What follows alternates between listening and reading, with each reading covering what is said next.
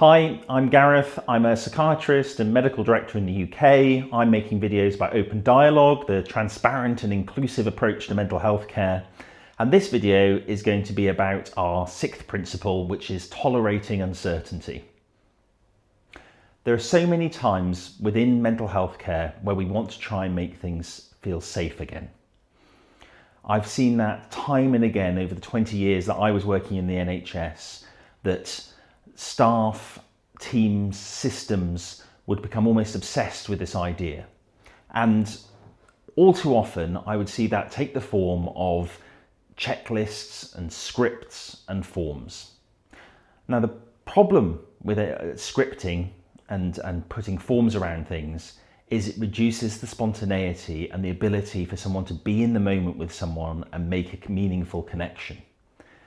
And really, when we're actually talking about the idea of safety, a meaningful human connection with someone is pretty much the only tool we have for affecting the ability for us to build trust, to understand the situation fully, and to come up with solutions together for how we try and improve the safety of a situation.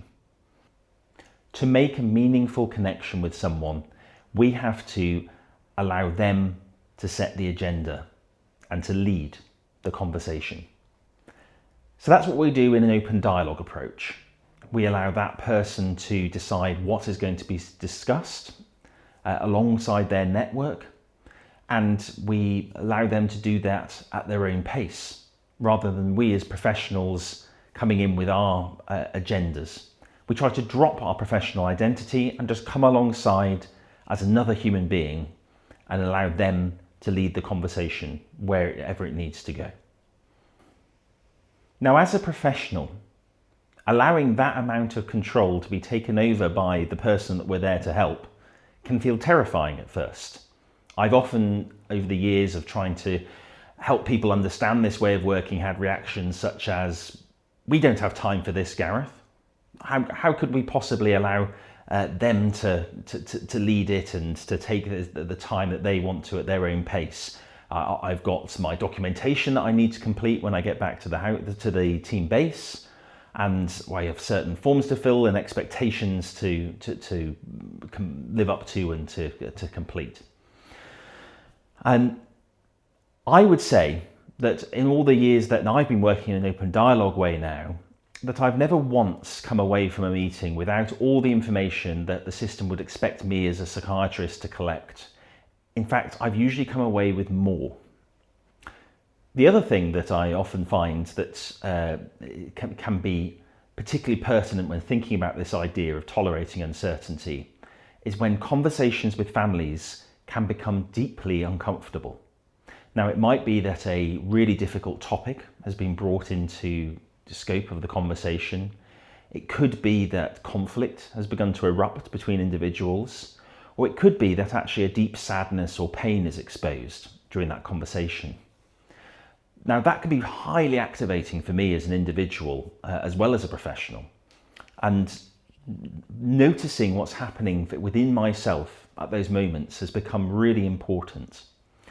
To realise that I don't have to be active and stepping in that moment. My old training would usually, and my own old instincts would have said to me at that moment to step in, to perhaps provide some reassurance, to give a kind word, to maybe redirect conversation. Now, within working with an open dialogue way, I would really see those as a big opportunity, that maybe this is the conversation that the families needed to have for years and has never been able to actually step into having that conversation. And it's a big lost opportunity if we in any way become overactive within the space and don't allow that conversation to unfold and see wherever it needs to go. And in holding myself back more as somebody there to facilitate those conversations, I've always been amazed by how much understanding, learning, and new solutions have emerged from those conversations with the person and their family.